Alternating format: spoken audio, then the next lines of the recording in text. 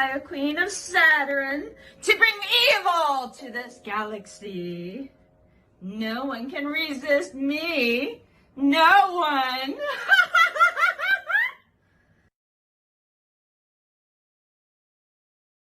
This is Astro Space here on board the spacecraft Jolly Roger. Dragon Queen, your seductive but evil ways will be stopped here now by Astro Space Hero. Astro Space Hero! You shall lick my boots when I stomp on you. You may be one of the 9, but my evil is forever. We'll see about that. Lock weapons and fire.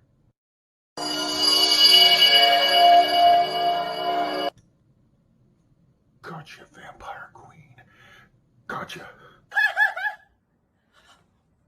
What? Very well, Astro Space Hero. I shall return.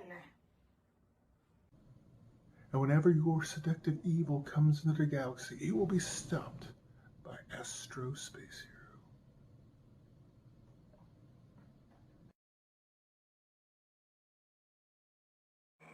You must see if Bill Pines has entered the universe again.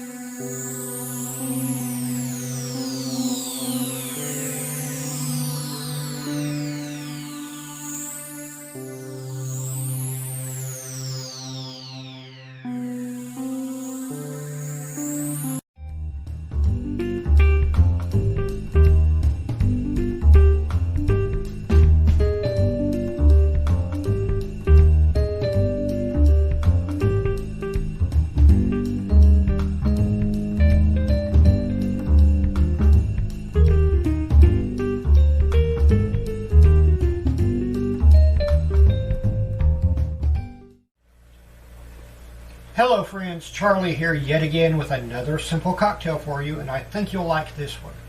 Imagine a cocktail that tastes like rainbow sherbet. That's exactly what this one is. I think you'll like it.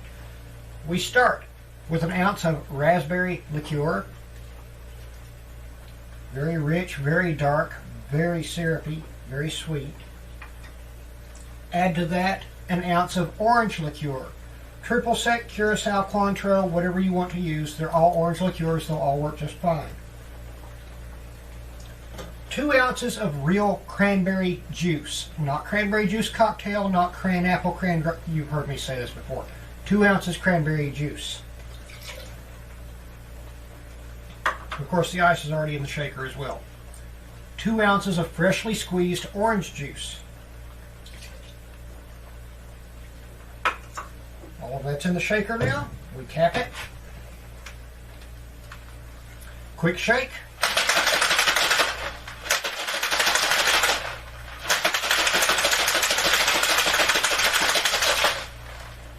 Should do it. And we strain into the glass.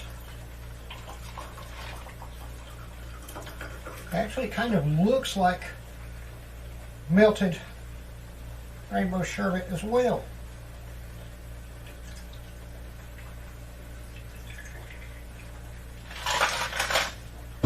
Interesting. Very interesting color. Just like melted rainbow sherbet. You can smell the orange and the cranberry and the raspberry all together in this. Smells lovely. Let's see how it tastes.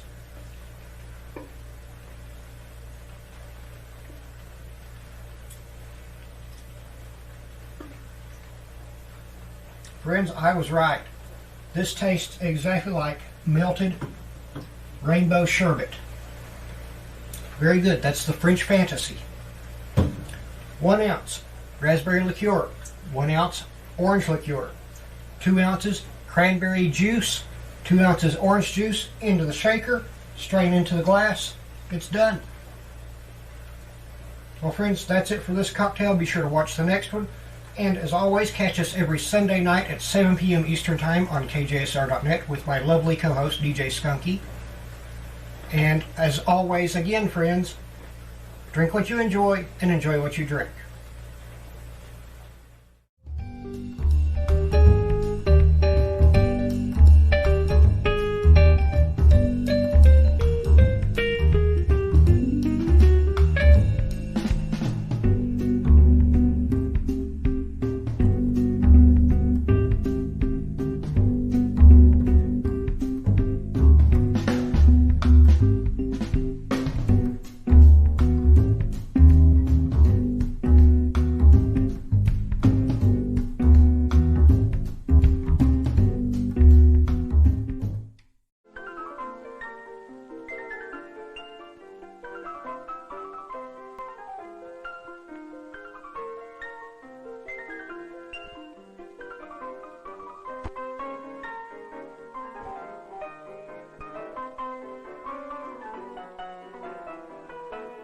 Good evening, and welcome to another edition of Tea and a Trailer. I am your host, Victor Von Psychotron, and tonight's tea is the Republic of Tea's Rose Petal Tea.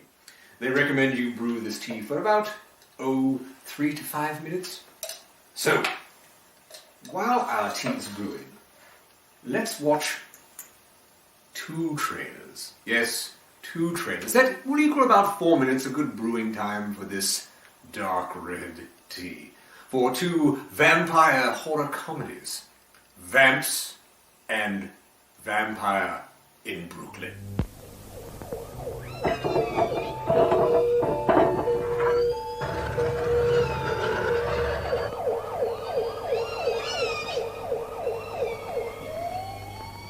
Did you ever have one of those nights? Hey, where are we going? Doesn't matter. What counts is that you're my buddy. My date didn't start off too well.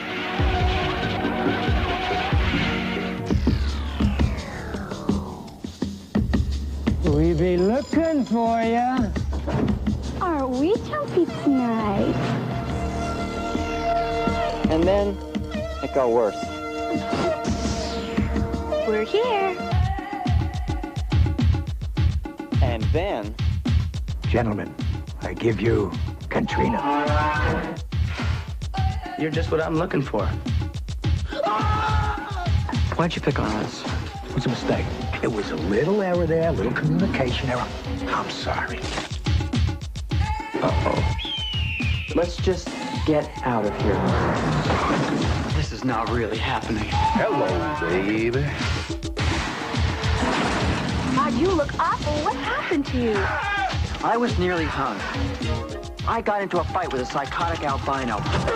I hit a cockroach, my best friend disappeared, and then I'm nearly assassinated by a runaway elevator. Anyone can have an off night. This is fantastic! Vamp, a comedy with bite. And of course, Grace Jones.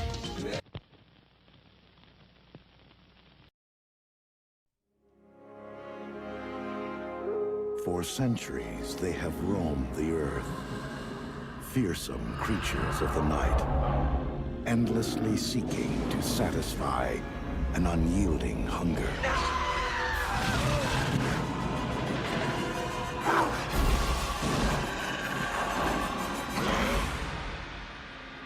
Now, the world's last vampire is about to encounter something infinitely more terrifying than himself.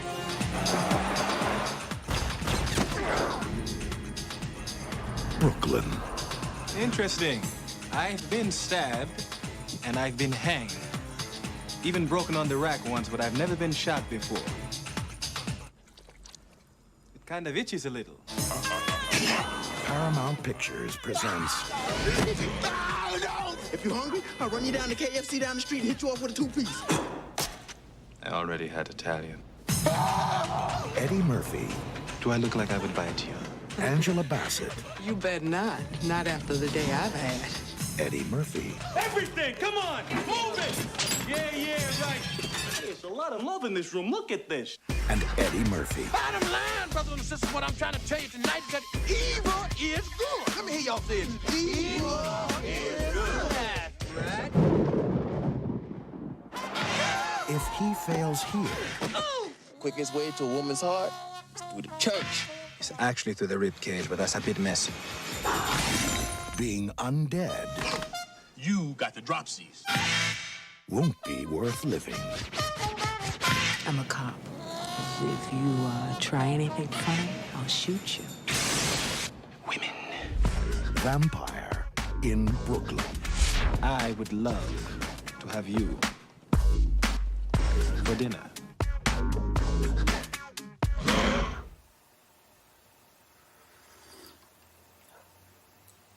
Oh, hello. We hope you have enjoyed our vampire trailer double feature.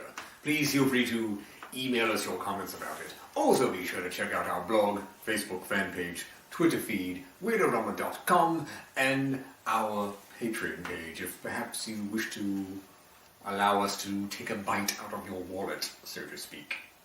So, for all of us at Weirdorama, this is Victor Von Psychotron telling all of you to stay weird and enjoy your tea.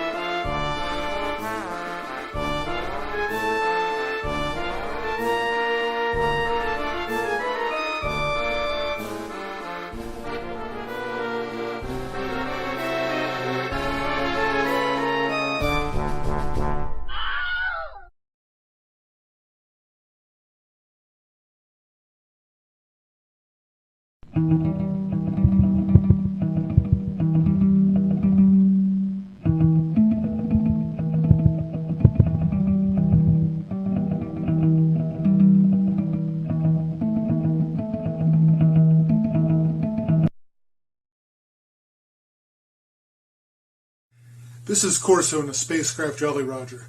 After doing a successful mission helping the Queen of the Galaxy, the Jolly Roger has been dispatched on reports of the Hungry Witch, a supernatural, powerful creature that can ingest spacecraft.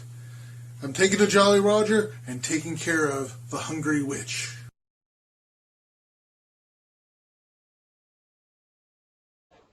I demand, as your queen, Fiona, that you send all of your resources. We are running out of humans.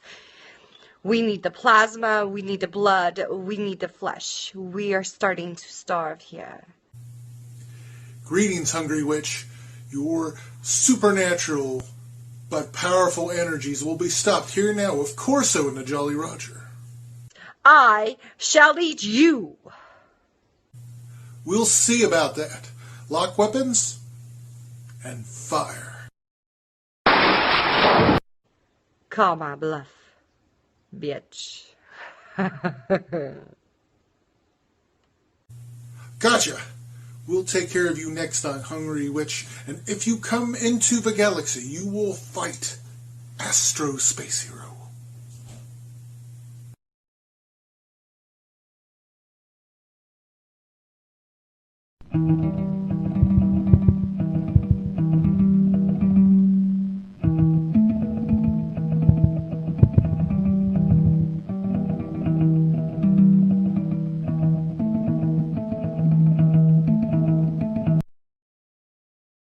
Warning. If you are under the age of 13, you are not permitted to watch this channel, set by the new standards of the FTC. Although some of the content on this channel could feature cartoons or animation, it is for adults only. Thank you, and have a wonderful day.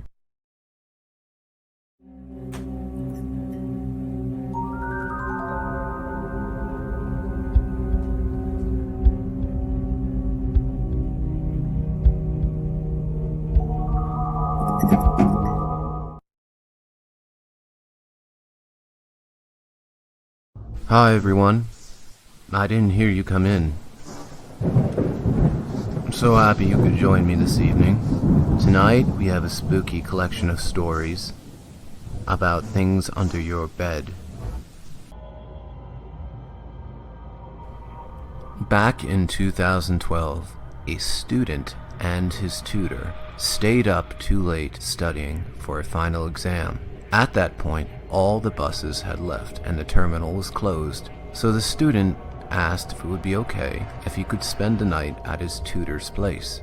Reluctant, but fully aware that the student had nowhere else to go, the tutor allowed the student to crash that night, with her staying in the bed and him laying on the floor on a blanket next to the bed. Everything was fine till a few hours later, when the tutor noticed that the boy was standing, staring at her bed. He had a very strange look on his face, and she asked him, "What's wrong?" The boy quickly replied, "I'm really hungry. Let's go get some tandoori chicken." The tutor, confused, replied, "It's 2 a.m. Everything's closed. Just get a snack in the cabinet." Aggressively, the boy grabs her arm and says, "No, we are getting tandoori chicken right now." Confused and bewildered, the tutor followed the boy into the hallway. She could see that something was wrong, and he was very distraught. He turned and looked at her bewildered and said, "I'm not actually hungry. There's someone under your bed."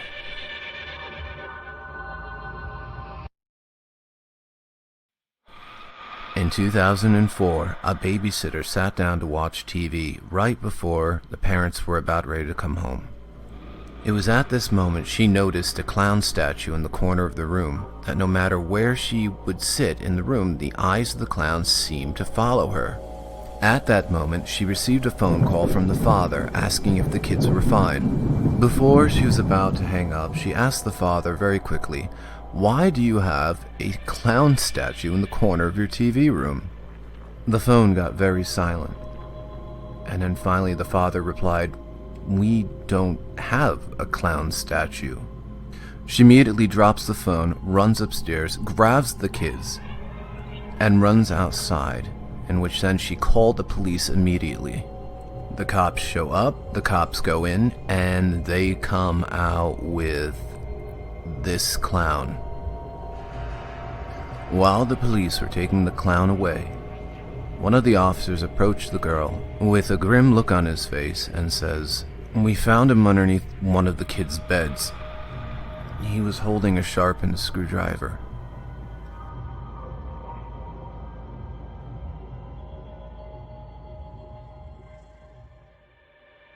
This one's a bit different from the other two, but just as disturbing, as this has nothing to do with anything under your bed. In 2015, a neighbor was asked to watch somebody's mail for the next 2 weeks. A couple days later, a large package arrived outside of the man's house. So the neighbor decided to get the package and put it in his garage as it would be safe till the other guy got back. The man was barely able to lift it, but was able to get it over to his garage, but not until accidentally dropping it once, and hearing a large crack noise coming from the inside. Worried that he may have broke something, he quickly pushed it into his garage and lowered the garage door, thinking that maybe he just won't say anything and the neighbor will think that basically it was broken en route. The next couple of days, it started to stink in his garage, and he decided to open up the package as the stink was coming from this package. Inside, to his horror, were 2 things, one being his neighbor who was dead, and 2, a video recorder that was still recording. After the police examination, they called him in to show him the contents of what was on that video recorder. The video showed the YouTuber excited about the idea of sending himself in a box to himself. They fast forward the tape to him sleeping in the box, and then the box finally getting jostled around and dropped, and then you hear a crack, which was his neck breaking, and then you hear a squeaky garage door closing. Thanks for watching, please subscribe, and here's some Patreon members.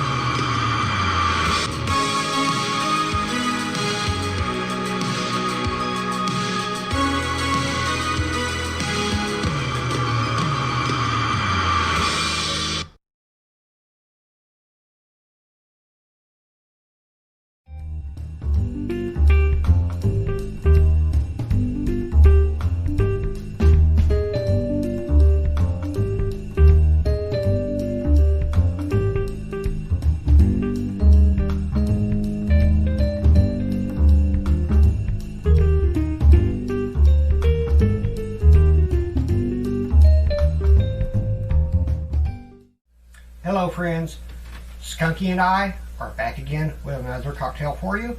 This time we're doing another classic cocktail, the Sidecar. This is a very old one, a very good one. A little tangy, not very sweet at all. I think you'll like it. I think Skunky will like it too. She's never had one. No, not until a few minutes. From now? From now, yes, of course. But it does have an ingredient that Skunky loves very much. It has brandy in it. Now, some recipes will say use cognac instead of brandy. I prefer using brandy myself. The cognac just overwhelms. Is this one of those whichever you like best type recipes?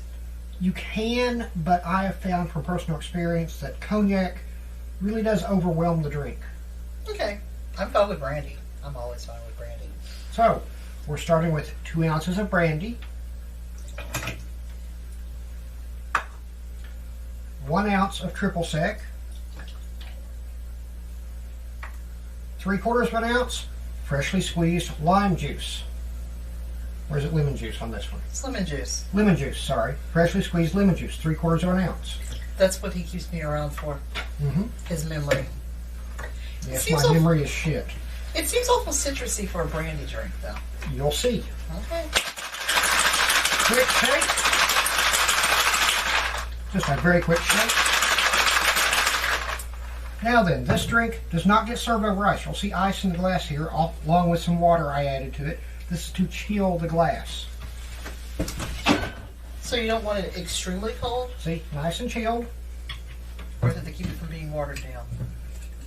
Well, it waters down a little bit when you do the shake. That's what the dispersal is for.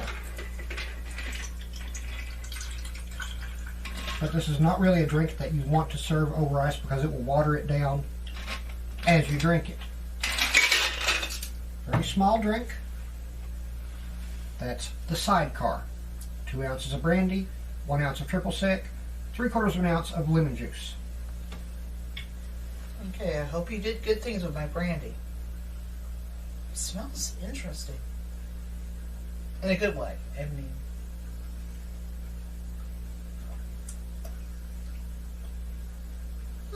was not the flavor I was expecting at all. The lemon and triple sec actually give a citrus tang to the brandy. Yeah, it's very orangey almost, even though it's technically no orange in it, except for the triple sec. Well, I guess triple sec does have a little bit of orange, but brandy's on the finish. So brandy's still there, but it's not the main player. Right. It's the main ingredient, but this tones it down a lot and smooths it out beautifully. That's the Sidecar, friends. I hope you enjoy it as much as Skunky does. And as always, friends, we'll see you Sunday night, 7 p.m. Eastern Time on KJSR.net with our show, Nothing to Say. Bye-bye. Goodbye, friends.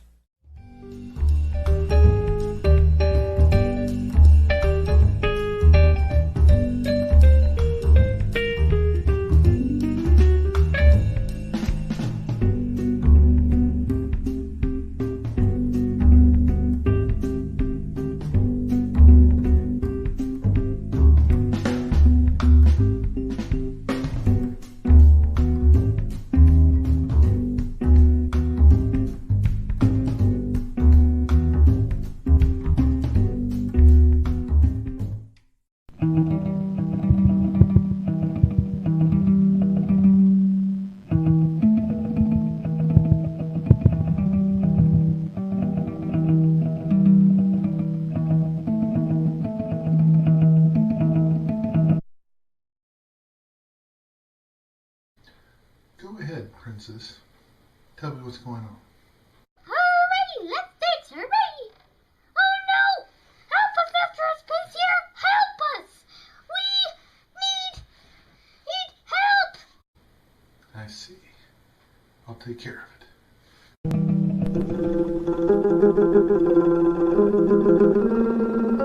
This is Evo, baby. I will take care of you, Astro Space Hero. We'll see about that. Lock weapons and fire. What? Ooh, I'll get you next time, Astro Space Hero. You haven't heard the last of Evil Baby. Ha ha ha ha ha. We'll take care of you next time, Evil Baby. You did it! Hooray!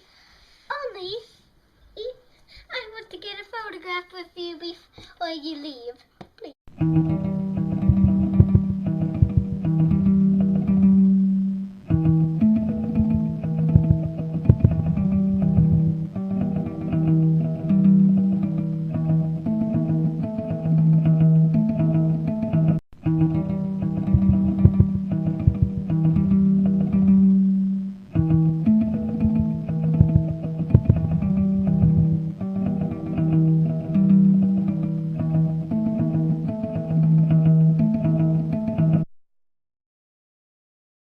This is Corso on the spacecraft Jolly Roger. I'm receiving a message from Smitty of Astro Space Hero Command.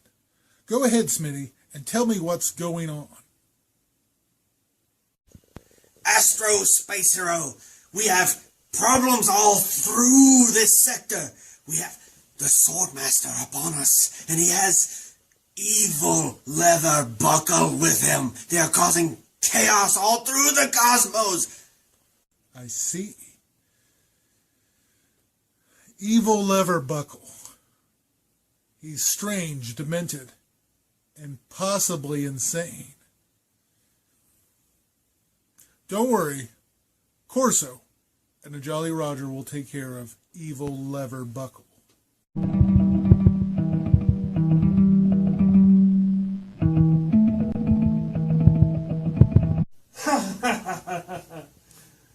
Hello, Astro Space Hero. I am Evil Leather Buckle. Greetings, Evil Leather Buckle. Your reign of terror will be stopped here now with Corso and the Jolly Roger. Know this. We have yet to meet, but I am watching you.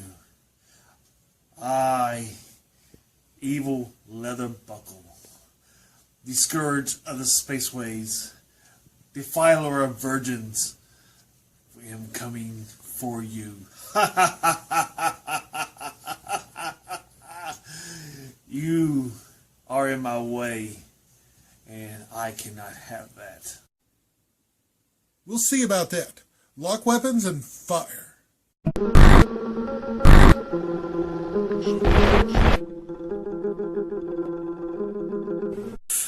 Curse you, Astro Space Hero. I will have my vengeance. This indignity will not go unpunished. I will return. Just you wait.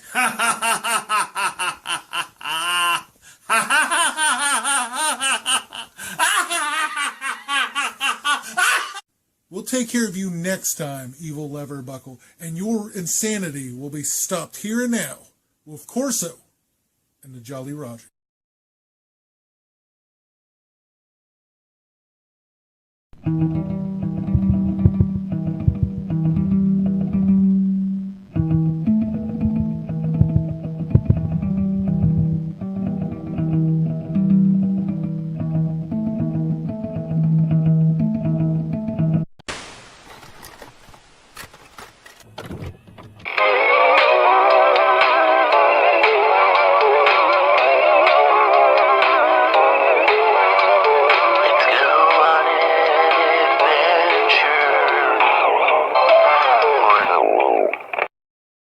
Oh, yeah, I'm gonna kill myself.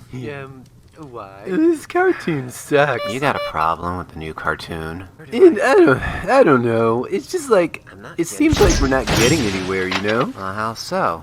We have a channel that's been around for like 7 years. Yeah, And we just reached like 15,000 subscribers. I know people that make 1 million subscribers. I mean, I know people that get I know people that get 1 million subscribers in like a month. And like, why, like, we're just not, you know.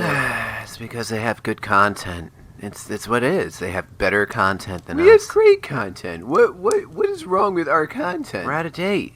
We're not, we're not mainstream. We're not like kids playing video games or like, talking about cats or, I really don't know what it takes, to be honest with you. I'm not a good-looking young adult that talks about trashing the local Walmart, I'm not, or like Pennywise coming to my house at 3 a.m. I mean, is that even like, what I don't know. You talking about? I don't know. It's the algorithm. It's YouTube. They have a weird algorithm that I can't understand. No, this is all you have to do. You just have to tell people to smash that like button, yo.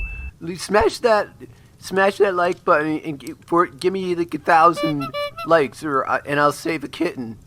It's like that. It's just you got to do something like that. That's stupid. Like 1,000 likes. And then you'll save a kitten? Like, what does that have to do with that? How's an entertainment? Like, you like, I don't get... No. It's like you gotta, like, say that and then provide entertainment. Like, you gotta remind people to smash that like button. And then when we hit, like, a couple of subscribers, and then you hit the like button, and that messes with the algorithm on YouTube. I don't think that's what it takes. I think there's more of a... You gotta do something else. I think there's, like, tags. You gotta, like, tag things... but certain tags, and then I don't know what these tags are.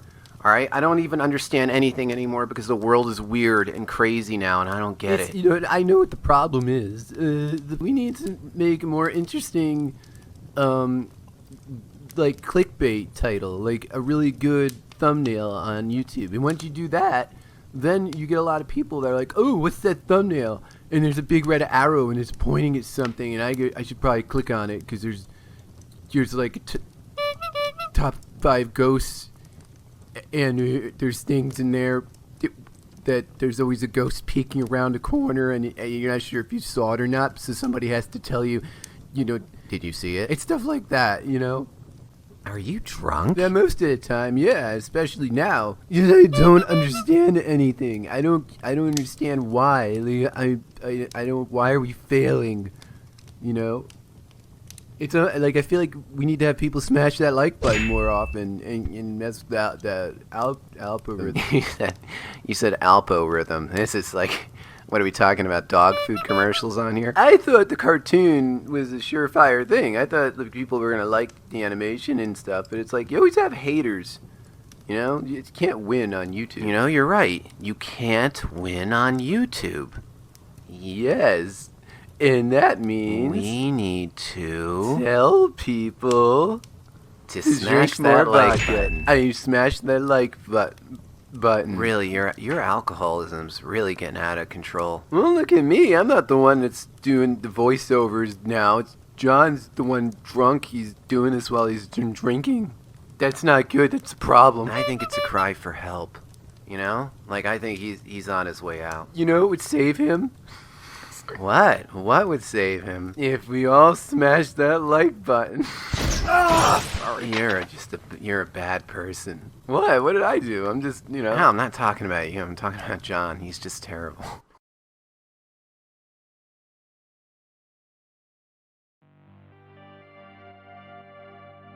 Hey everybody. If I don't sound that great, I think you know why. I'm not gonna say it. But I have it, and I don't feel that great. But on goes the show, right? So anyway, without further ado, and I'm sorry also this took me a while to get this episode out. The holidays and everything else, it's just been crazy.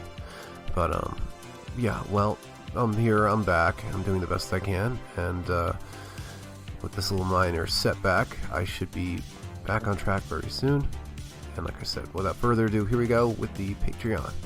Anna, we have Gabriel, Buff Clary, Villicent, Glitter Vulpecula, Andrew Strausbaugh, Marissa, Eugene R. Sano Jr., Depressed LGBT Kiwi, Melody Young, Vicious Trish, Rattle Rabbit, Nightmind, Sarah, John Cummins, and Crafty Andy.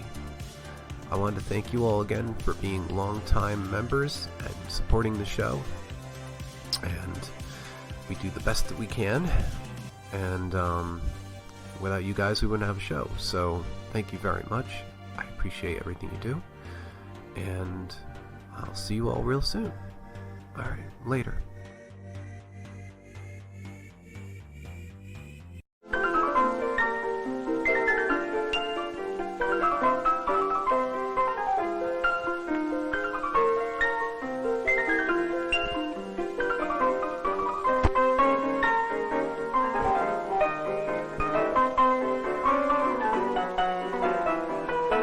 Good evening, and welcome to another edition of Tea and a Trailer. I am your host, Victor Von Psychotron, and tonight's tea is Bassalua's White Moon Premium Green Tea. They recommend you brew this tea for about 2 to 3 minutes.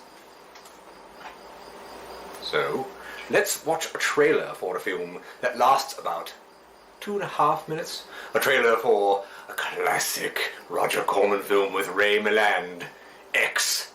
The Man with X-Ray Eye. August 14th. Notes on experiment designated X. Experimental subject, myself, James Xavier. X, the most fantastic experiment you have ever taken part in, presents Ray Milland in his most challenging role since his Academy Award-winning Lost Weekend. X, the man with the X-ray eyes. Are you all right? It's like a splitting of the world. More light than I've ever seen. Filled with light. X, the man with the X-ray eyes, tries to help the most desperate in our society and enjoys all the delights of secretly studying sexology. Headache? No, it's just my eyes.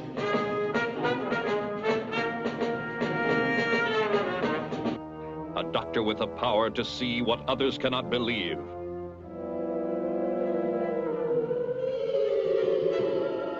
He can overcome the unknown, save lives, and invade the glamour gambling casinos of Las Vegas and defy the goddess of chance. Don't draw. Don't draw. The next card's a face card. Harry, you better go for the sheriff right now.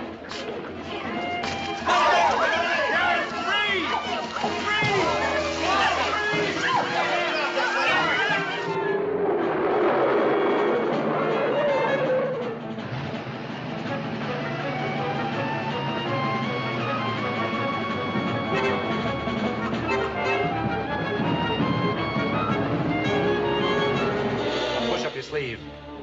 No!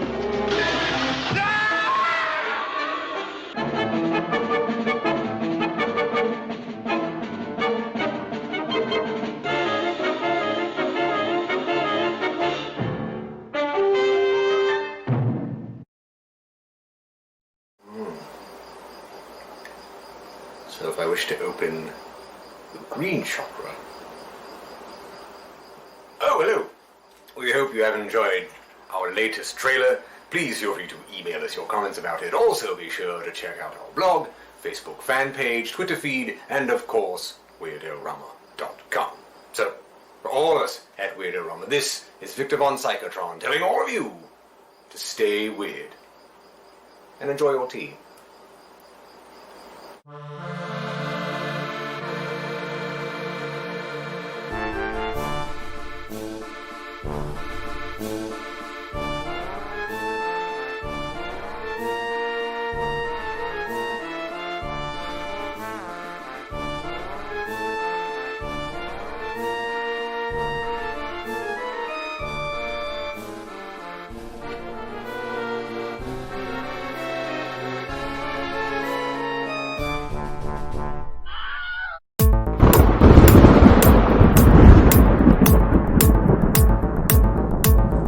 How I make money.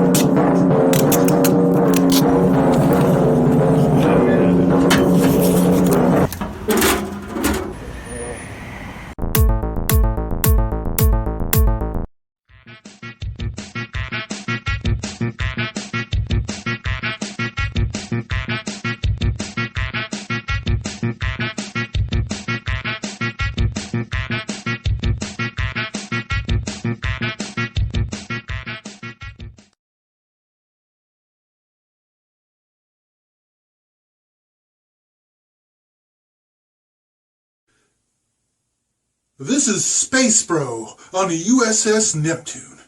I'm getting a message from one of those awesome cool guys from the Heroes of Astro Space Hero Command. Whew, that's a mouthful. Alright, go ahead and tell me what's going on. You need to take care of Vespa. The signal is from a robot station. Take care of it. Oh man, an evil robot is using a signal broadcasting the super hot, super smoking Vespa. This alien signal is making people feeble-minded and crazy. Sounds like my youth. Anyways, Space Bro will take care of the evil robot with the evil sexy symbol signal of Vespa. Do it. Take care of it, Space Bro. Meanwhile, this is the evil robot. You are losing your will. You are losing your will. You are losing your will. The signal is in your brain. There's the signal, and it's starting to affect me. I gotta fight it. Oh, it's too much. Yeah.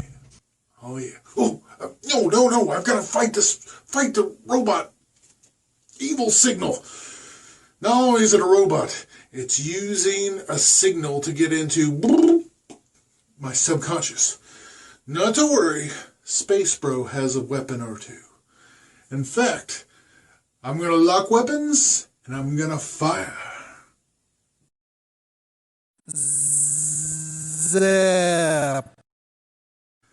Oh yeah, anytime a robot or evil corporation or an evil empire tries to harvest and mine an evil signal to go into the masses, like Vespa, there will be Space Bro on the case. Because whenever there's galaxy and there's some trouble, there will always be Space Bro. Always be Space Bro. Awesome.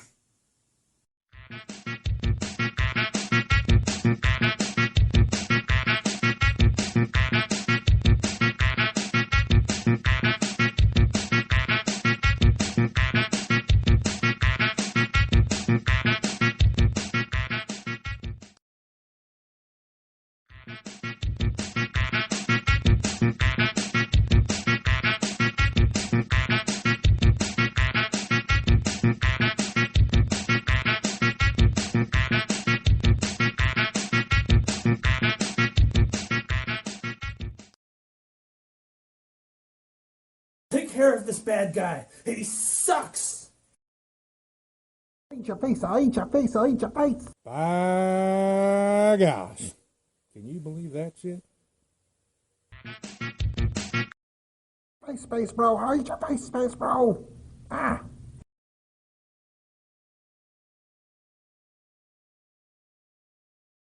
There's Hugo and Chadwell on the USS Neptune, aka Space Bro, on the case with mischief for the bad guys and a lot of love for the ladies. Oh yeah. Ay caramba. Oops. Chadwell, are you watching porn again? You keep rubbing it, it's going to fall off.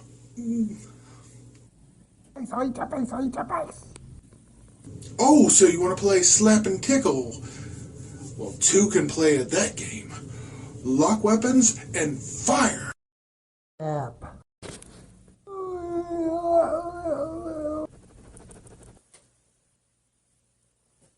You did it!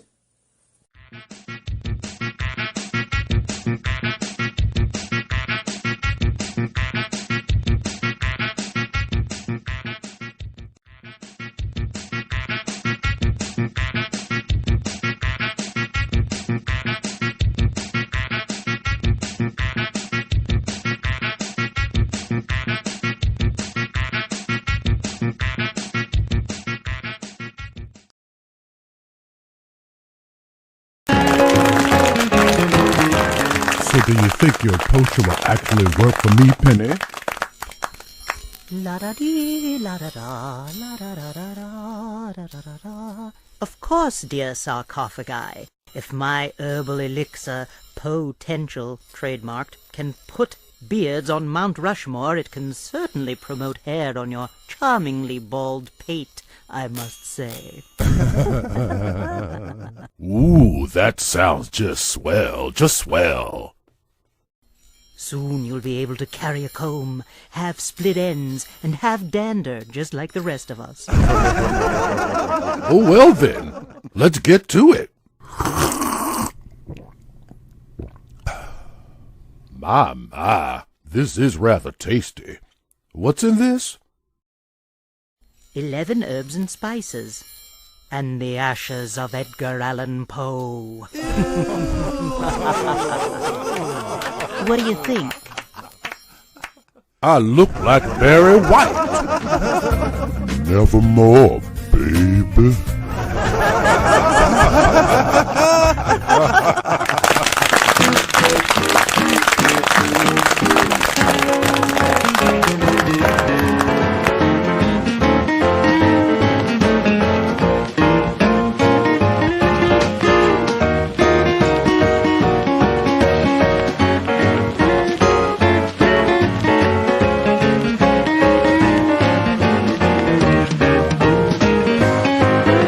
Please say Slytherin, please say Slytherin. Oh God, please say Slytherin, please say Slytherin. Please, please, please say Slytherin. Please say Slytherin. Gryffindor! Damn it!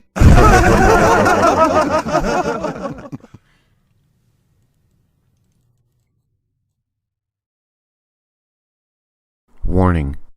If you are under the age of 13, you are not permitted to watch this channel, set by the new standards of the FTC.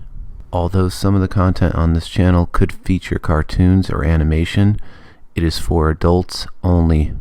Thank you, and have a wonderful f***ing day.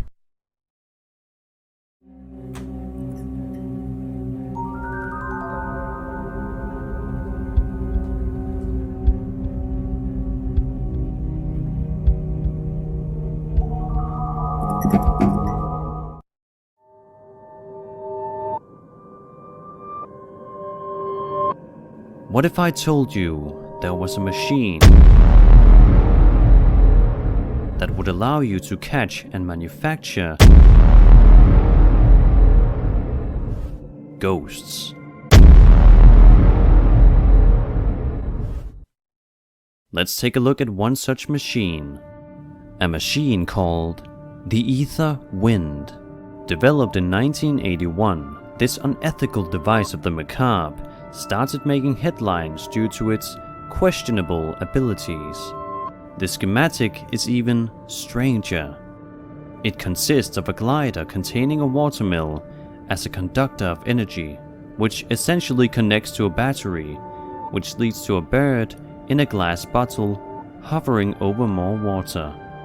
This machine operates much like the concept of alchemy, black magic, and science. How would you feel about this if it were true? Fast forward to 2019. Imagine you have a close friend you frequently communicate with via text. One day, they suddenly die. You fall to pieces. You attend their funeral. Then, you decide to pick up your phone and send them a message, just like old times. I miss you, you type. A little response bubble appears at the bottom of the screen. I miss you too, comes the reply. You keep texting back and forth. It's just like they never left, chatting with ghosts. Welcome to the world of augmented eternity. AI program builds upon the digital archive a person has left behind. Emails, texts, tweets, and even Snapchats. It feeds into these artificial neural networks. It understands language patterns and can process new information. The neural network's ability to think for itself. The person's digital being continues to evolve after the physical being is passed on. It basically acts as a bot that becomes an entity based on the real person rather than a facsimile of who they were at the time of their death. However, it will take 1 trillion gigabytes of data, which is what is needed to create a digital version of yourself. But I have to ask you the ethical question. Is it right? These are phantoms. These aren't your friends and your family members. Sure, these are their memories. Maybe these are some of their experiences recorded. But is it really them? I view it as a tape recorder. I view it as a VHS. I view it as a photograph. It looks like them. It's their likeness. But it's not really them.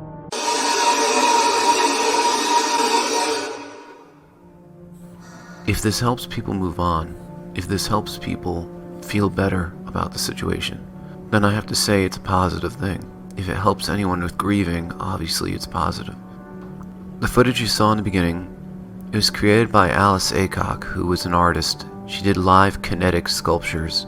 So that machine itself is real, and it is in fact called How to Catch and Manufacture Ghosts. But functional wise, no, it's just an art piece. Check out her work, it's pretty amazing stuff.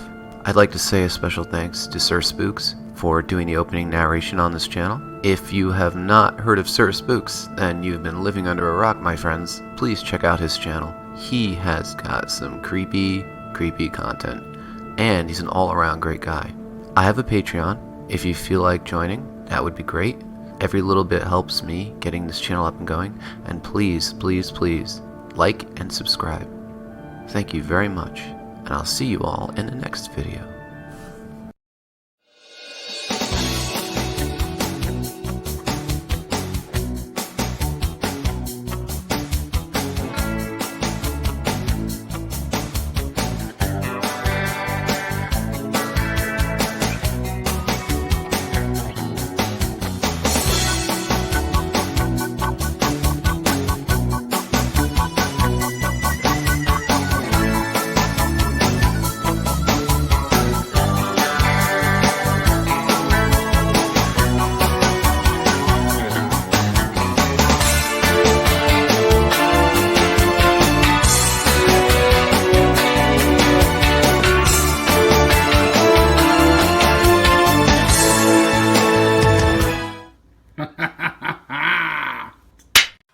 Kids, it's time now for an old Ghoul family Christmas poem.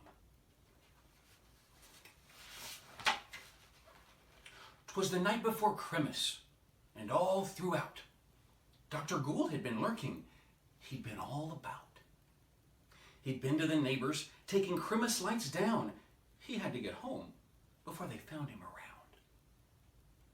With the wires all hidden and evidence swept, the doctor returned to his mad scientist nest. Okay, let me stump you right there.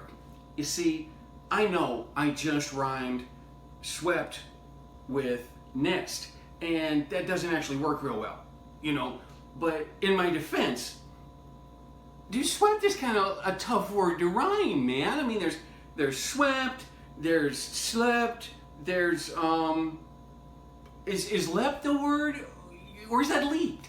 You know, I'm not an English major, man. I'm a cook, man. I don't know. There's a lot of pressure, and sometimes these words are hard to rhyme, man.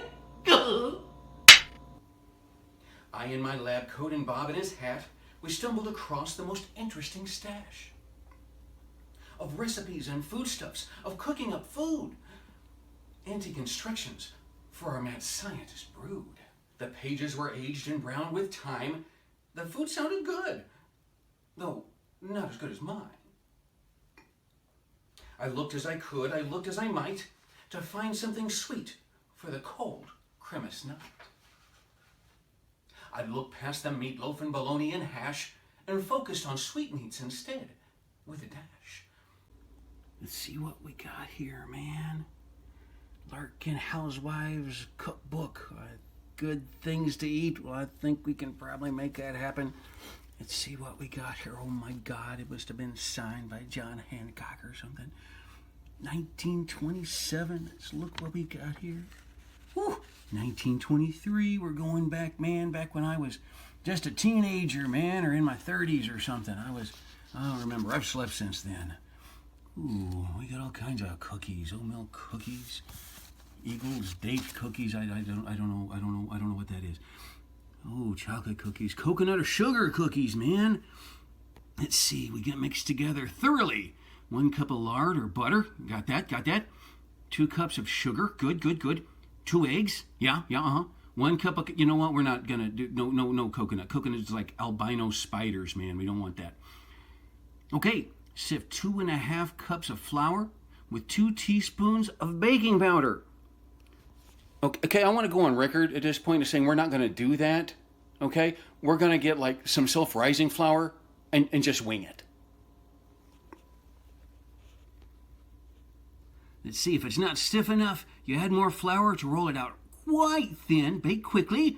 And for sugar cookies, leave out the coconut and add a teaspoon of lemon extract. You know, we're probably not going to do that either because I don't like the lemon in there, but we're using some really good sugar, so that should work out okay. All right, now a little antique book. Let's see what we can do. This is going to be an educational trip, so let's put it together. Okay, kids, now this is going to be a very special episode of Cooking with Dr. Ghoul. We're doing something just a little bit different. You see, the good doctor here, man, I'm a cook. You know, I'm a meat and potatoes kind of guy, you know. A meat and starch, a meat and vegetable, a meat and gravy. You see the pattern, okay? The only thing Dr. Ghoul really bakes is his amazing, fantastic cheesecake. But I digress. You see, we're going to do something a little different today. We're going to make some traditional Christmas cookies, man. Yeah, give yourselves a hand, man. Big cookie fans. All right. And we're going to be following an antique recipe we found in this happy little book right here. Little antique 1923 edition of Larkin's Housewives Cookbook. I have no idea who Larkin is, and I'm perfectly content with that. You see, but that's like Grandma's cookbook or great-grandma's cookbook, depending on how old you are. And here's a little secret. Pull it a little closer. There we go. I don't bake, man. So making cookies is going to be an education for me and hopefully an education for you. So this is going to be real time, guys. So if these things burn, they burn. And I'll show you they burn. If they turn out great, they'll turn out great. And you'll look at me and say, Dr. Ghoul, you are truly the greatest cook ever known to humanity. So let's hope for that second one. We took flour and egg. We took butter and cream. We set to make cookies that taste like a dream. I mixed it all up in a bowl with a grin, the whole time awaiting that sweet tasting sin. Okay, now we've sliced up the butter here, got it out here, got it all spread out here, got it nice and warm. We don't want it straight out of the refrigerator because that just won't do any good at all. We get our sugar. Now, Dr. Ghoul always says it's all in the ingredients, man. And this is always the case. I'm using some raw sugar, man. Raw sugar is the way to go. It's got all that extra flavor. It's always a little darker, man. It's always a little richer. And that's not to be confused with brown sugar, which is a whole different animal. That stuff doesn't do it all. Ooh, making a mess there. But that's all right. That's what Dr. Ghoul does, man. Now let's take our mixer here. Put in some of this butter and stir it together.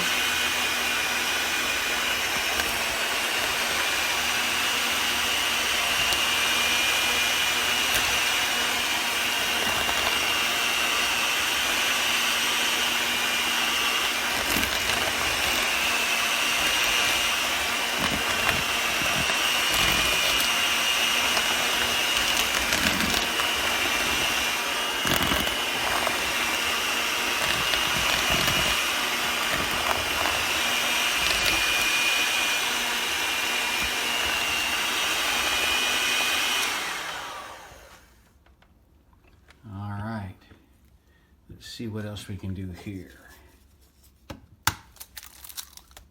Egg number 1 will come in.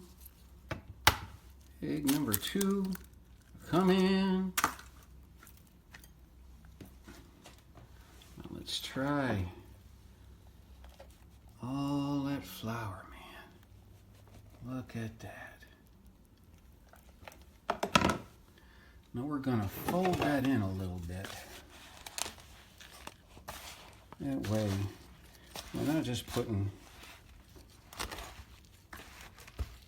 the mixture straight in there.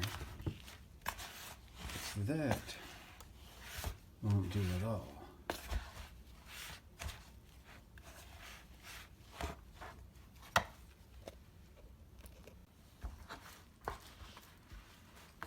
There we go. Put that in there. Get that incorporated there. Put it together. It'll take it just a minute or two. Go on back, get that dry flour. Get it down into the mixture there. Because we don't want it just flying all over the place. That's never good.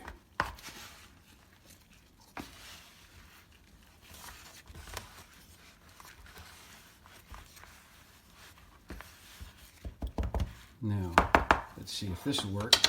Look at that, going everywhere. I have my doubts, but let's see.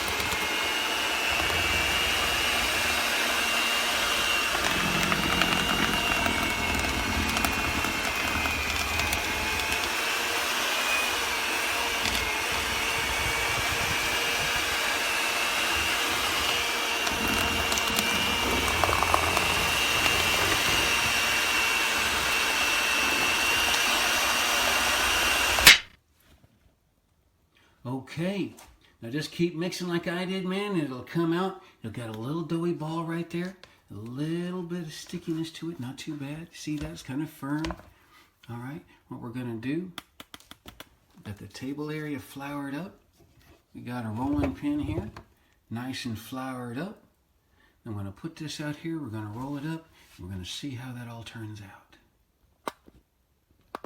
Cookies for Christmas? Who would have thought? But something like this could be easily bought.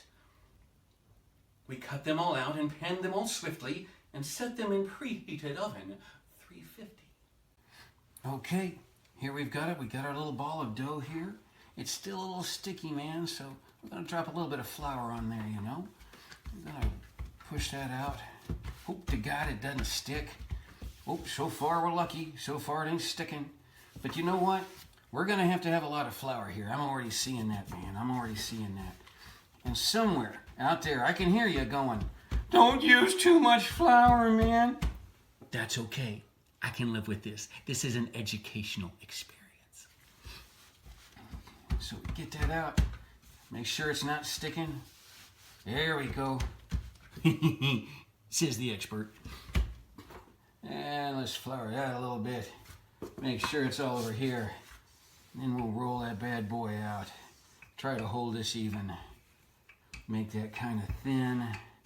Ooh, I go all the way to the toaster with it. There we go.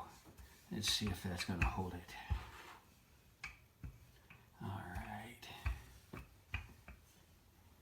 Yeah, I know. I'll cut that part off and then roll it flat again later. So here's where we got. Now let's start to cut our pieces. I'm going to break it right there. We've got classic, traditional Christmas rat. Got the little Christmas rat there. Let's see how that goes. Ooh, look at there. That's a pretty rat. You get another Christmas rat right there. Here you go.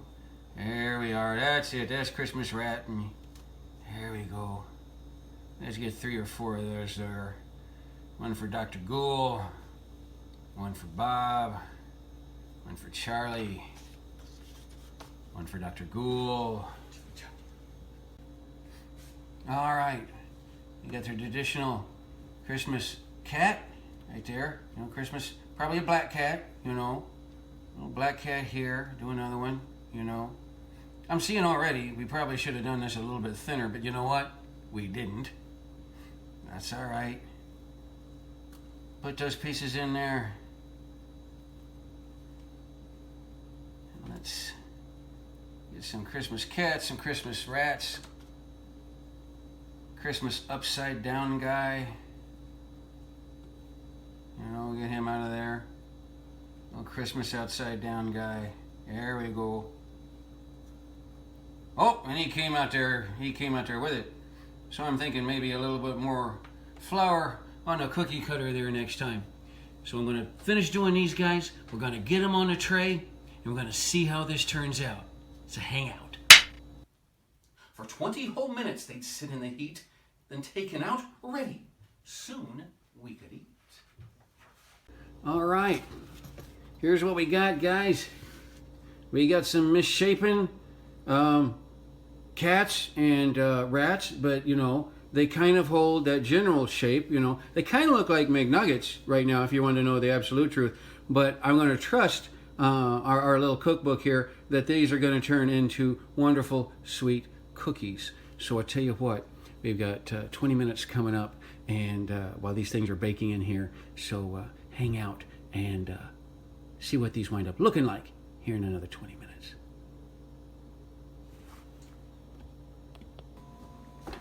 So ask yourself, what can you do for 20 minutes?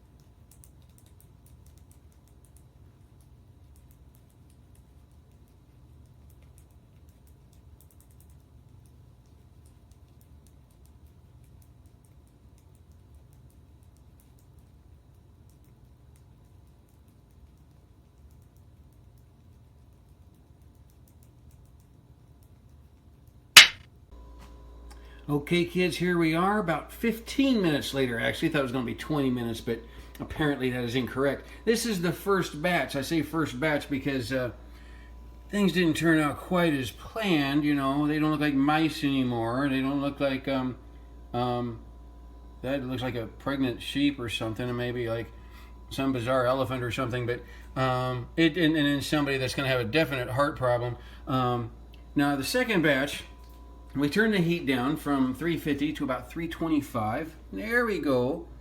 Guy's still got like a crooked neck, but that's a little better, you know. We got kind of a mouse, kind of a, you know, omelet looking thing, but that looks like a cat. I think that looks like a cat if you squint your eyes, you know. That could be a cat. I think the little guy there, he seems to have neck problems every time we see him, but these look a whole lot better, man. So let's go with 325. Let's go for about 15 minutes, and that's what you're gonna get. Come back here in just a click or two, and we'll see what the finished product looks like. The time went by quickly, and we pulled them all out and let them cool. 10 minutes about.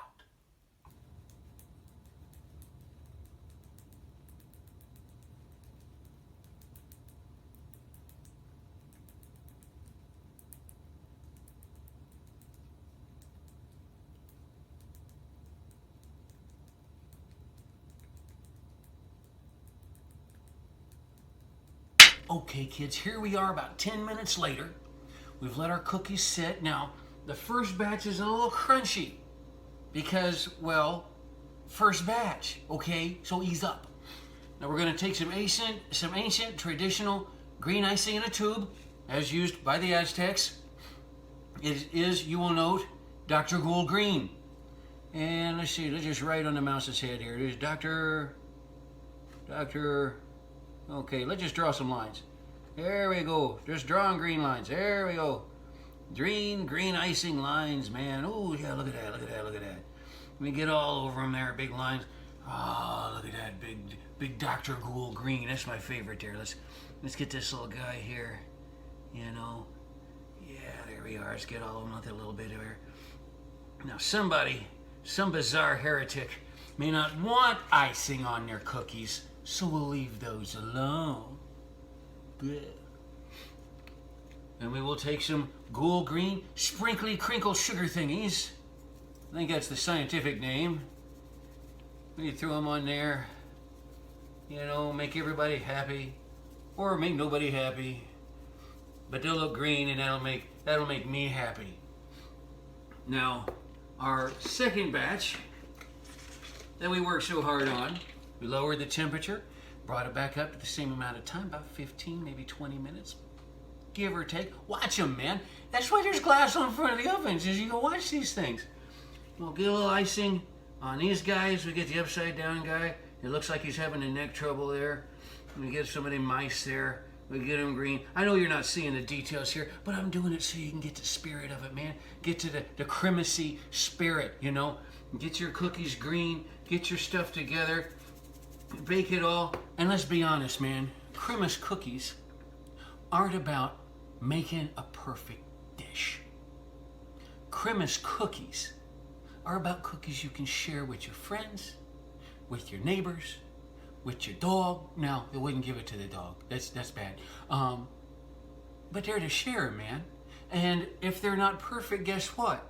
People are going to dig them because they're Christmas cookies. So thanks a lot, guys. We hope you enjoy this batch. And we waited. We sprinkled traditional shapes. The Christmas black cat and the rat, but not grapes. Yeah, I know. It was a cheap rhyme. Sue me. All right, here we go. The proof is in the pudding. Proof is in the cookies, actually, because pudding would not. Anyway, let's try the crunchy, what we think is going to be the crunchy cookie. Definitely crunchy. But not bad. It's got some good taste. Now let's try the one that looks like a cookie. Not a biscuit. Oh, there we go. A little softer. Firm without being crunchy. Well, too crunchy. You want a little crunch. 325 degrees. 15 minutes. Other than that, use the recipe that's in the book and enjoy. Bon appetite. Our cookies prepared, we sit with wide grins, ready for sugar to sprinkle our chins. We ate the whole dozen. We ate ourselves fat. Then we settled right down for our long Christmas nap. So, until next year, I'll say it outright. Happy Christmas to all, and to all, a good night. Happy Christmas, everybody.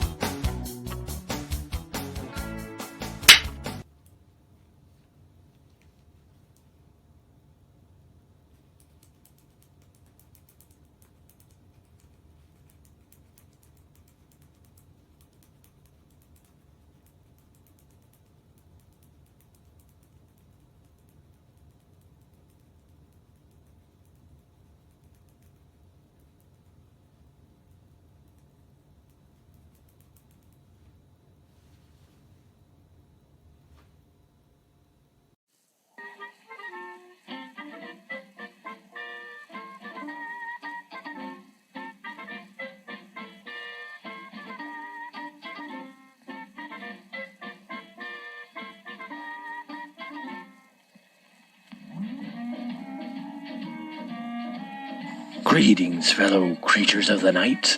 It's your good pal Oliver here, your friendly neighborhood psychopath.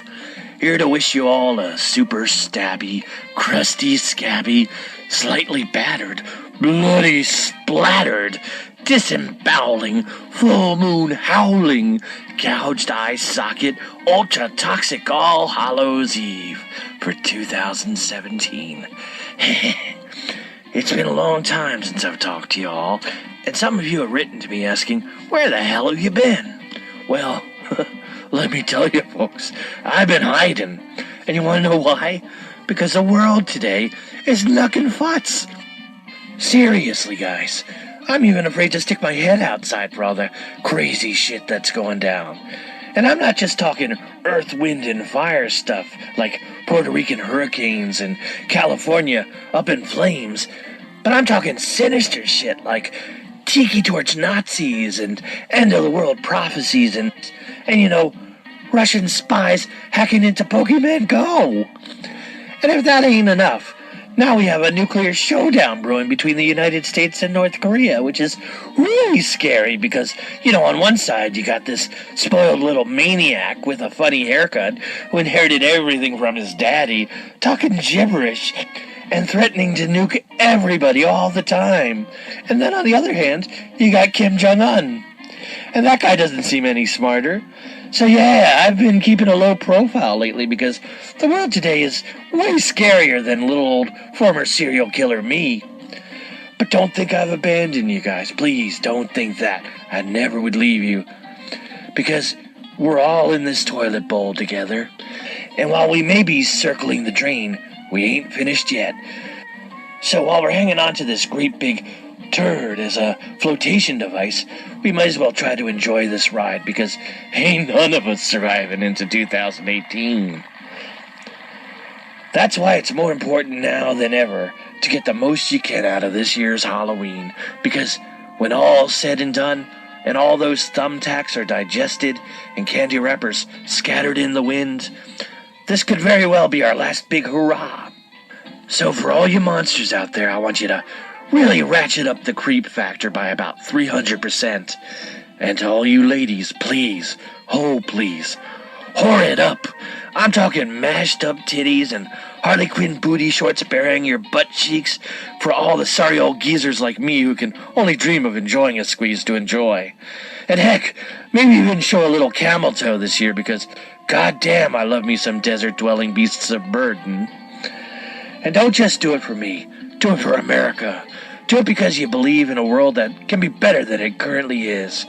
And make me glad that I crawled out of the sewer for a few moments to tell you all how proud I am for letting your freak flags fly and for never bowing to conformity.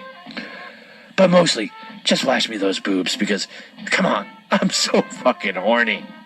Well, I said all I really have to say for now, but before I disappear on you all, I'd like to give props to my pals here at Ultra Toxic TV for inviting me here on this 3rd annual Halloween Spooktacular. Oh, it's really an honor. You guys are the front line of depravity, defending indecency for me and all of us fellow deviants. And I'd also like to wish a speedy recovery to my great friend, Mistress Rhonda, who keeps the darkness shining for all lost souls to see. And to my biggest fans, Dawn and Michael, for keeping my head inflated and inviting me into their spiritual threesome. So guys, until next year, if there is a next year, happy Halloween, boom shanka, evil wishes, and if it all ends tomorrow, I'll see you guys on the other side.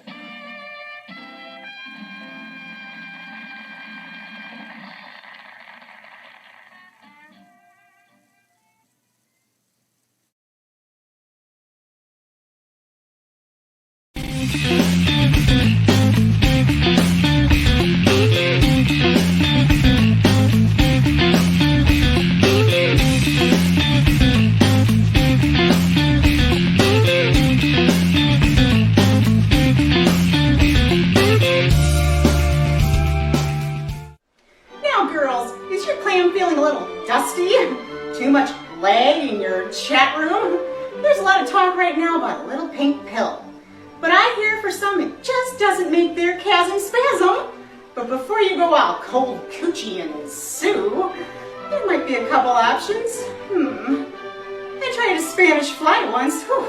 All that buzzing did make me fantastically frisky, but he just wouldn't stop talking. Mistress, me gusta this, mistress, me gusta that. Shut up! I'm trying to concentrate here. Jeez. You could try a natural supplement such as Hoodia. Yeah, who do you want to do? Bam! But my favorite has definitely got to be pickled ginger. And when I need this ginger pickled, I grab a bottle of Mr. M's Raunchy Rosé.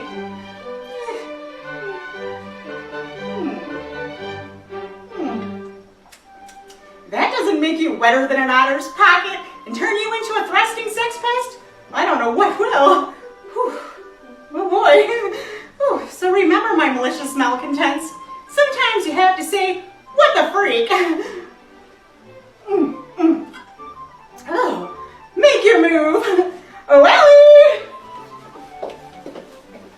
Oh my God, get off me! What are you doing? Mr. Sam's Violent Vintage, available at your local grocery or liquor store. This product's not yet FDA approved. Side effects from consumption of this product include but are not limited to dizziness, diarrhea, vomiting, bodily rash, dryness of mouth, overactive libido, dementia, psychotic episodes, an unnatural attraction to Ozzy Osbourne, open sores, anal leakage, sniffling, sneezing, and sudden death. Mr. Sam's Violent Vintage. Ask for it by name. Ow. You still there? Just can't get enough of my tips, huh? So what's with all this bitching that my tips are so raunchy and suggestive? Fine. In an effort to make everybody happy, who doesn't like puppy dogs? And unicorns. Are you all moist now? Good.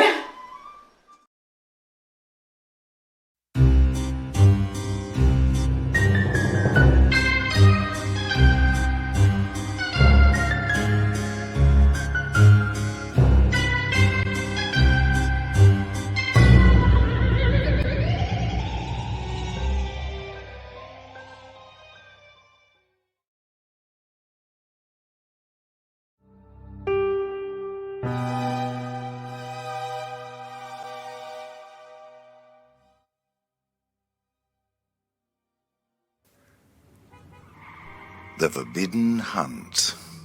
Human prey. To rejoice in the breaking of the prime commandment. Thou shalt not kill. Sort of makes you horny, doesn't it? Ooh, you can taste the fear. That sickly, sweet fear. The air is thick and just oozing with it. It electrifies. The hair on the back of your arms just bristles. You are in control. You hear the shallow, fast breaths of your prey, like cymbals that complement the thud, thud drumbeat of their racing heart. Oh, it's the soundtrack that you live for. Every serial killer just needs their own theme song. And this one is yours. All that is within existence ravenously consumes. The lion eats the lamb. The lamb eats grass. The grass consumes rain. And you consume the energy of your victim's terror. Base chakra energy. The adrenaline of fight, flight, and fuck. Oh, the very essence of survival of the self and the species. Base chakra energy. It both feeds your soul and invigorates your libido. Oh, why simply eat when you can get off on it too? Oh, The gods of old were fed from the energy of prayers and the blood sacrifices of their devotees. You deal in death, so you, too, are a god and shall not be denied. You're not merely playing cat and mouse. This is not simply playing with your food. You need to drain every single drop of fear that your victim has to offer. Oh, you don't want to plunge the knife into their heart prematurely before they've given it all to you. You can't afford to do that. You have to put them through every single ounce of suffering possible first. You want it all. The shamans of old would put on a big show, and the people just lapped it up. The press is loving your act and can't get enough. Oh, society might condemn you, but secretly, they're loving every single minute, every drop of blood, every dead body. So what if one person is sacrificed when you're keeping billions on this piss-weak little planet going? You help break the mundane drudge of their very existence, their everyday drudgery existence. Oh, you're the one giving them a reason to keep going. They need you. So who cares if one or two insignificants must die for the good of the masses? Oh, but let us not allow our minds to wander. The lion cares not for the opinions of the sheep. We must concentrate on the hunt, on the victim, our prey, our very sustenance. Oh, see the beautiful suffering. Can there be any higher art form than the ballet of snuff? Your reviews are written across the headlines in entrails and bright red gore. Oh, your victim has already worked out who you are. And now, let's get up and personal. And now it's time for the kill. You really are the master. Or should I say, the high priestess? The female is always the most dangerous of the species. Kudos on a job well done.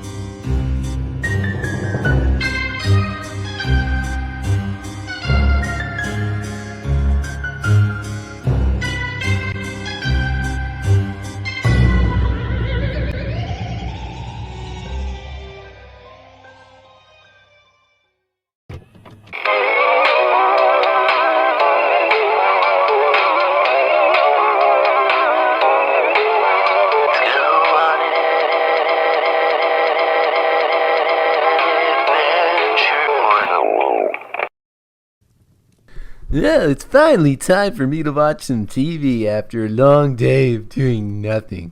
Well, ooh, Bigfoot Moonshiners. This looks like a good one. Especially one known as Bigfoot, a group of renegade moonshiners aim to finally put an end to the elusive hunt that is Bigfoot. That son of a bitch. We're gonna go get some Bigfoot today.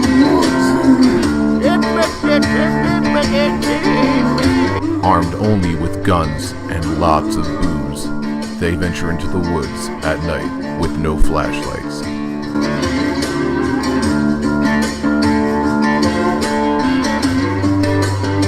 On tonight's episode of Bigfoot Moonshiners. Now, Gummy Joe, he's been out there around 9 months. We've all been looking for Bigfoot.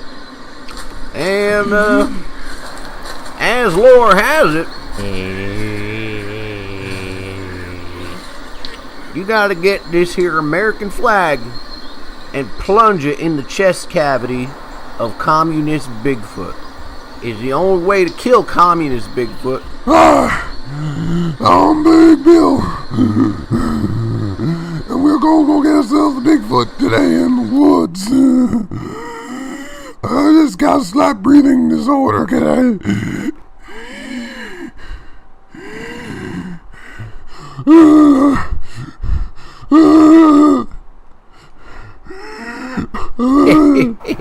I could listen to you all day, Bill. You got pork chops under your arms for no reason. Over there we got old Geach, Trapper. He ain't been alright since, his wife went off with that other guy. That son of a bitch. What does the fox say? Geach, you're having a senior moment. I ain't done with my song, and I know what you kids are doing up there.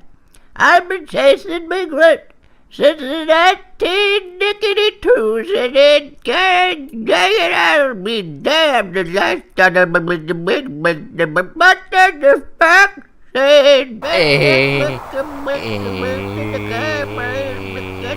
Now, Geach, you know we ain't hunting no fox out here. We're looking for a Bigfoot. I know what we're doing. And then up there in that there tree, we got UFC Frank. And he's been in the military and in correctional facilities many times, mostly against his will.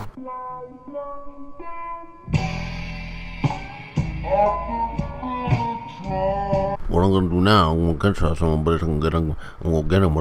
But when I do get him, I'm gonna get good. I'm gonna be now, briefcase from the same mouth, better than getting ready.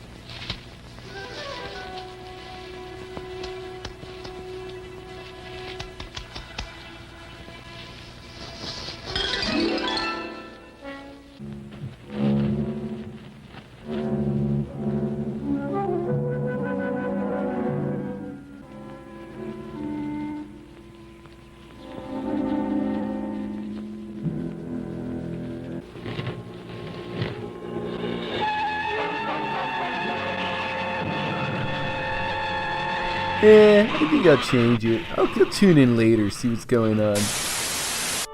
Ooh, the Real Housewives of Kickapoo, Kansas.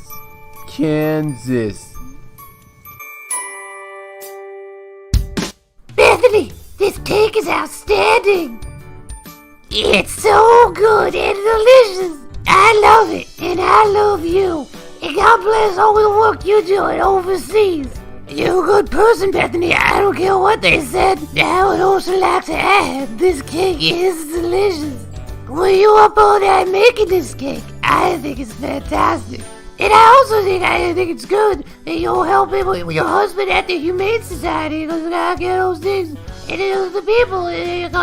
But I gotta say some other things too. It's so good. I might have to ask you how you got the recipe for this thing. Because it's that delicious, Bethany, and I'm proud of you, and I'm proud of the country you're serving. It's so good that you and your husband are going in and taking in stray dogs. It's good you do that at home. My only problem is you hanging out with that hussy Samantha. What could she ever do for anybody? She's a hussy. and she's no good. It is, regrettably, she's here with us tonight. She's here with us tonight, and I don't want her in the Bacon Club no more. I don't want her in the Bacon Club anymore, Bethany. I don't want her in the club anymore, Bethany. She's not a hussy, and her husband needs a seat. And I don't care what you gotta say. I want you out of the Bacon Club. I don't want you in the Bacon Club no more. You're gonna make all the fun of all our friends here, and that's it. I'm not gonna do it. I don't care about Becky. I don't care what you think about me. That's it. I don't want her to come anymore, Becky. I don't want her to come anymore. That's it. I'm done with you. I'm done with you, Becky. And I'm done with the fact you gotta make fun every time everybody's seen it. This is what I think about you in the park. Bethany, you bitch. You bitch, Bethany. Why? I was not expecting this. I mean, it was. It's not a proud day here at Bigfoot Moonshiners. Everyone's dead. Except for Big Bill. He's a trooper. Ain't that right, Bill? Bill? Oh, hell. Big Bill had it coming to him. But you know.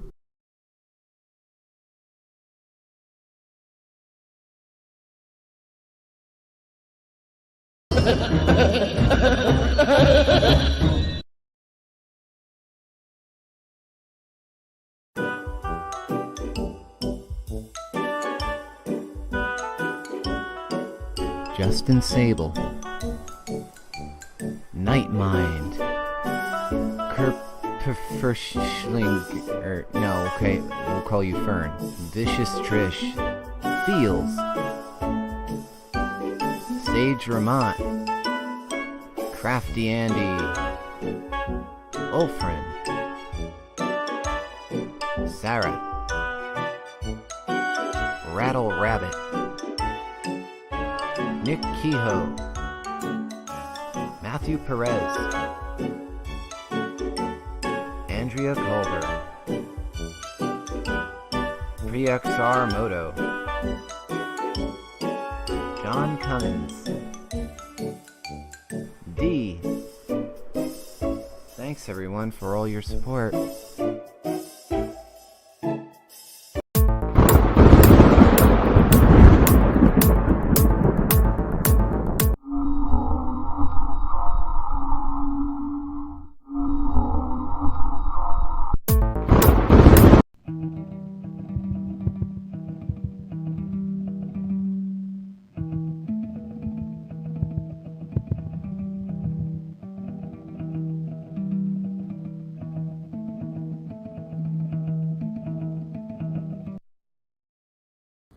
I will take over the galaxy.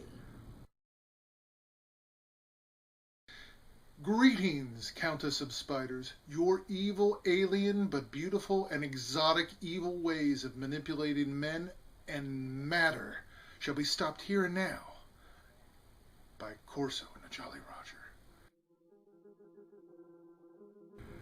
Corso, I will crush you under my feet and I will drink your blood. Conventional weapons don't work on you, Countess. However, if we reverse the Tachyon Gallifreyan arch device of our engines, if we turn it and use the antimatter crossflux, that matter can used as a power source, can reflect your evil. Let's see if you can handle this. Energy wave turned on.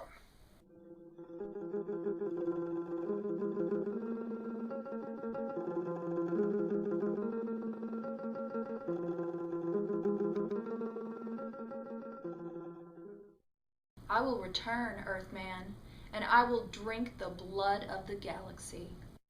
I will take over the galaxy. We'll see you next time, Countess, and your evil, manipulative, yet sensual but evil ways will be stopped again by Corso and the Jolly Roger.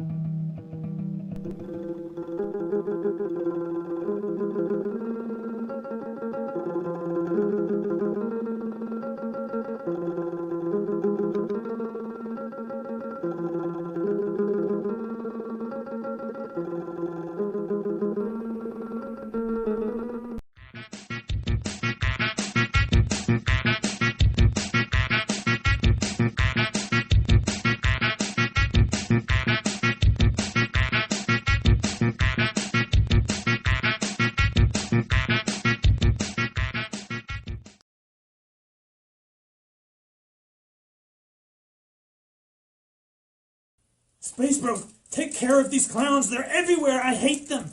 They're everywhere. Kill them all. Space Bro.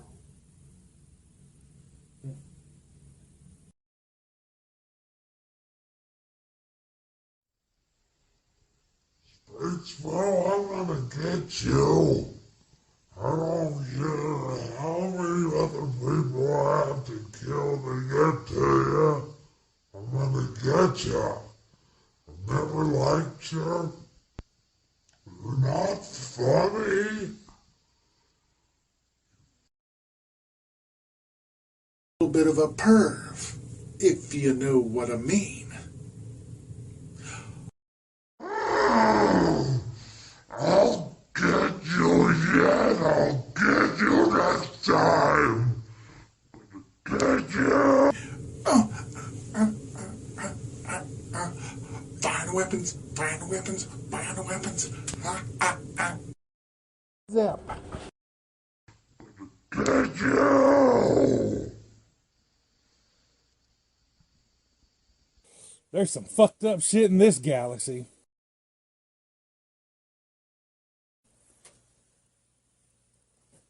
You did it!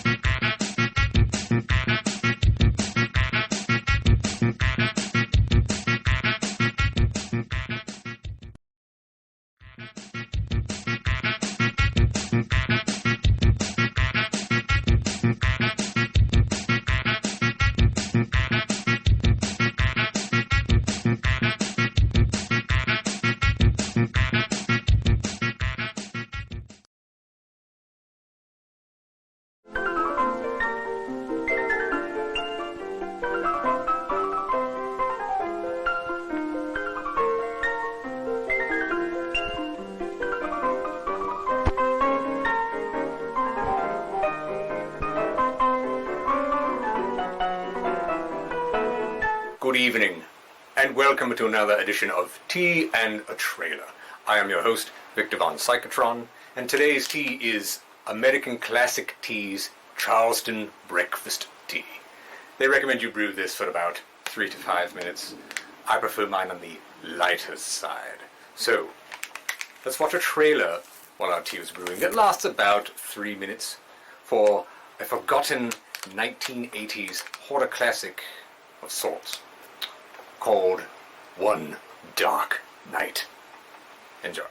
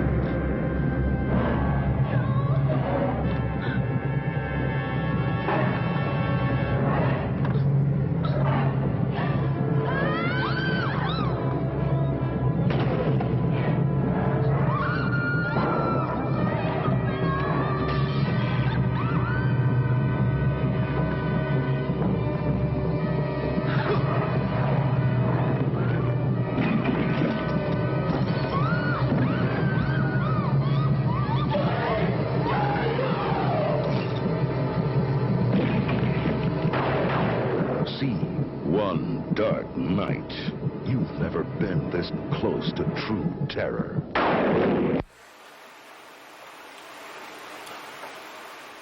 Oh! We hope you have enjoyed our latest edition of Tea and a Trailer. Please feel free to email us your comments about it. Also be sure to check out our blog, Facebook fan page, Twitter feed, and of course, WeirdoRama.com. So, for all of us here at Weirdo Rama, this is Victor Von Psychotron telling all of you to stay weird. And enjoy your tea.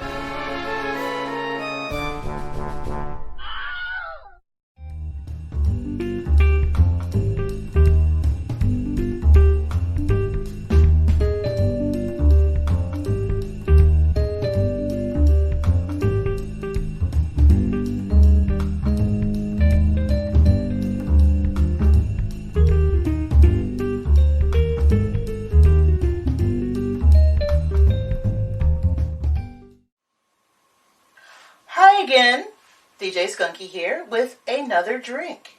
This drink I'm going to do today is called the Drunken Monkey. And no, it is not named after Charlie. But I think he would enjoy it, and I hope you do too. First, we're going to start off with 2 ounces of banana liqueur. Whatever brand you like. Sometimes it will also be listed as banana schnapps. I've seen it listed 2 ways. So, banana liqueur or banana schnapps. We have 1 ounce of Irish cream.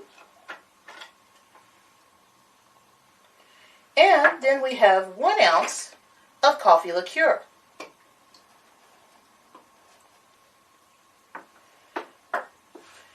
Cap our shaker tightly. We want our drink to stay in the shaker and not on our bar table. So give us a quick shake.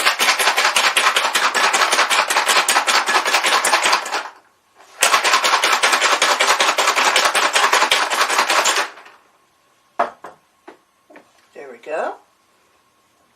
And then, I've seen this 2 ways. You can either pour this into a chilled glass or a glass with ice. But I'm going to be pouring it into a ice glass with ice.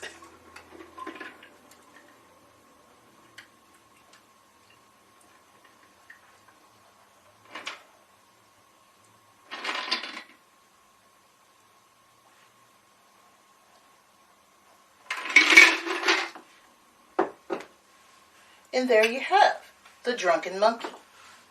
Has a beautiful, I would say almost a coffee latte flavor. Color.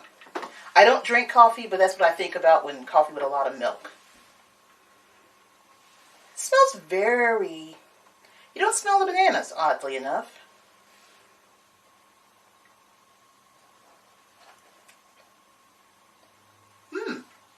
It's, the coffee flavor actually comes through way more than the banana flavor. There is a banana on the finish, but it's not the main thrust of the drink. So if you're not crazy about bananas, if you're not bananas about bananas, then don't worry. It does have a distinct banana flavor, but it's more on the finish, and it's not like you're drinking a banana split or a banana sundae shake. That's the word I'm looking for, banana shake.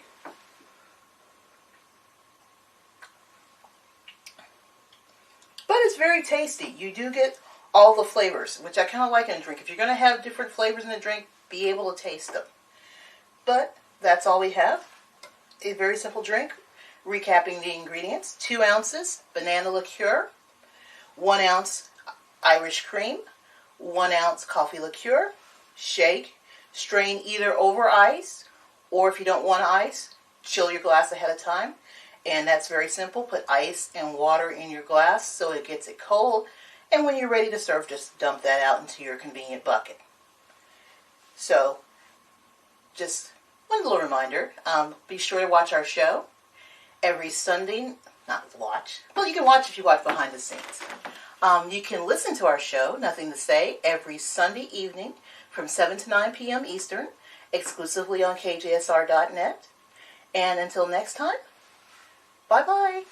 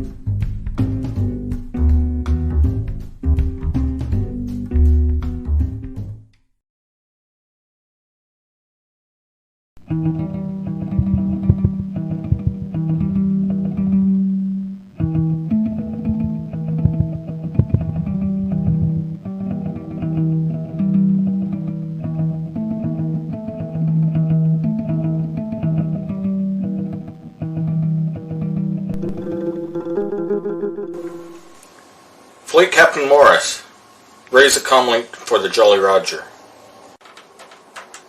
Yes, Admiral Kapler, the channel is clear. Yes, Admiral. Commodore Corso, beware of Baron Octopus. He has the evil space captain, the Duchess of Razor, and her dreaded spaceship coming to combat the Jolly Roger. Duchess Razor. She's beautiful, and she is evil. Her ship is like the Duchess, beautiful and pure evil. Good luck, Commander Corso. Yes, sir.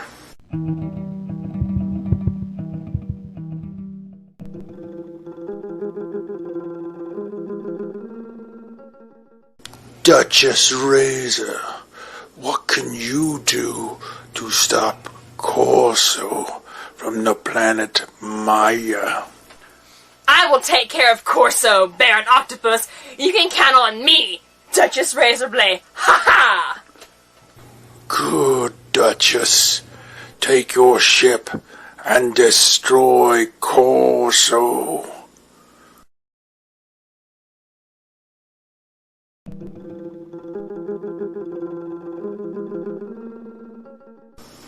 There she is.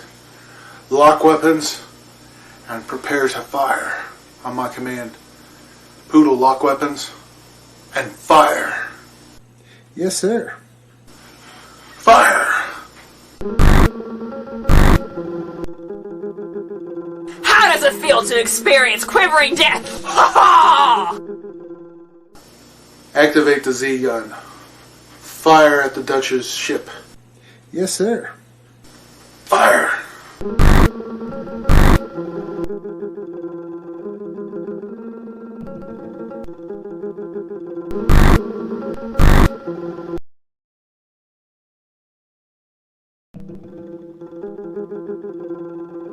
You may have got me, but I'll get you next time, you piece of space trash. Ha ha ha ha! Ha ha!